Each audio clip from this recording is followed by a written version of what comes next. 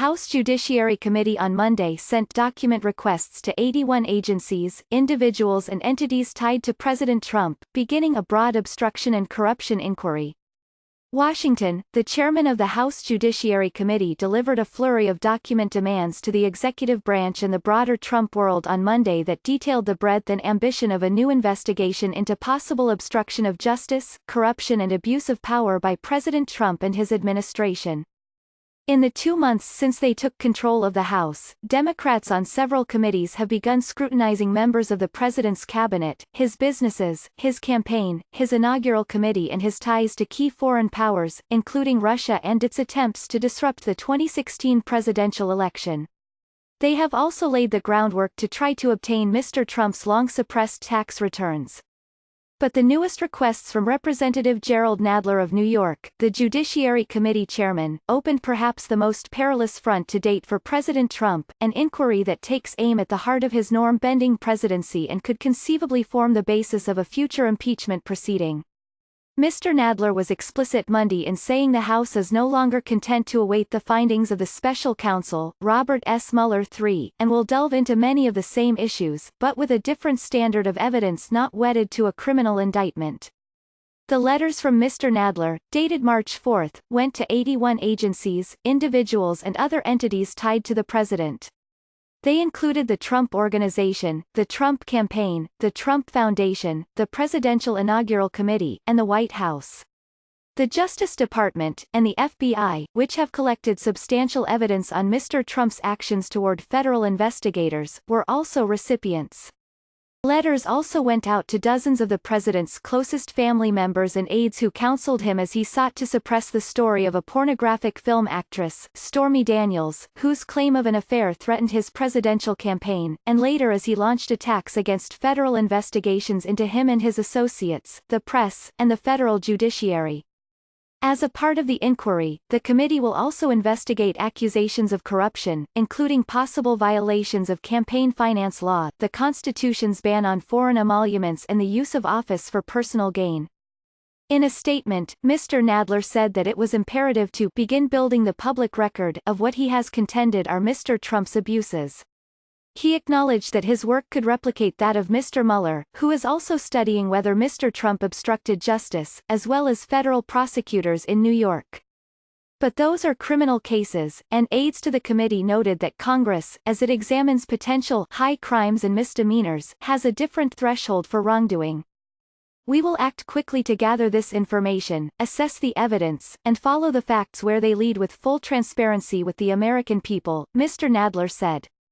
This is a critical time for our nation, and we have a responsibility to investigate these matters and hold hearings for the public to have all the facts. That is exactly what we intend to do. Mr. Nadler did not mention the word impeachment in any of Monday's documents, but its specter hangs heavily over Democratic leaders as they wade deeper into the president's circles. The House Judiciary Committee has been where impeachment proceedings begin. In an interview with the New York Times last week, Mr. Nadler said that he believed Mr. Trump had committed crimes while in office and had threatened basic constitutional norms. But he said he did not yet have the evidence to make the kind of overwhelming, bipartisan case against the president he believes he needs before pursuing a step as disruptive as impeachment. Monday's requests could build that case.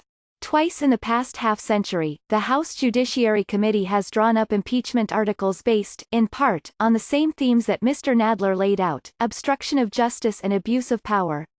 There is already evidence in the public of the kind of actions the Judiciary Committee believes could cross those lines, and Mr. Mueller's investigation could provide more, even if it does not ultimately recommend charging the president. The politics of impeachment are more fraught. The President and the White House have repeatedly rejected accusations of wrongdoing, arguing that the President is innocent of many accusations and has broad powers in his office to run the government as he chooses. And there have been few cracks among Republican lawmakers, the President's congressional firewall. Speaking to reporters at the White House as he welcomed North Dakota State University football team, Mr. Trump signaled that he would cooperate with the inquiry, and repeated that there was no collusion between his campaign and Russia. It's a political hoax. There's no collusion. "There's no anything," he said. Republicans in Congress assert that Democrats have already decided to target Mr. Trump for impeachment, saying repeatedly in recent weeks that despite public statements to the contrary, the new majority is determined to kick Mr. Trump out of office. "We don't even know what the Mueller report says, but Democrats are already hedging their bets," said Representative Doug Collins of Georgia, the Judiciary Committee's top Republican. After recklessly prejudging the president for obstruction, Chairman Nadler is pursuing evidence to back up his conclusion because, as he admits, "we don't have the facts yet."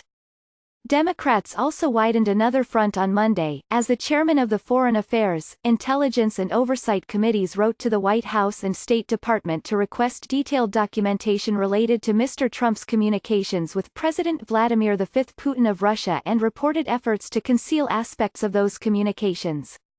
Committees in both the House and Senate have nibbled around the edges of several of the episodes raised by Mr. Nadler. But his investigation suggests a more coherent, deep investigation that could tie together the scheme to pay off Ms. Daniels, the firing of James B. Comey as FBI director, Mr. Trump's attempts to remove the special counsel, Robert S. Mueller III, his apparent dangling of pardons and threatening of witnesses to the investigation, and other events. From Donald McGahn II, the former White House counsel, alone, Mr. Nadler requested all documents related to the resignation of Michael T. Flynn as National Security Advisor, interactions with and the firing of Mr. Comey, attempts to fire Mr. Mueller, communications with Mr. Trump about Jeff Sessions, the president's first attorney general, and about ongoing investigations into his presidency, among more than a dozen other topics. Mr. Nadler requested documents from Annie Donaldson, Mr. McGahn's deputy, who took exhaustive notes detailing Mr. Trump's behavior in the West Wing in real time.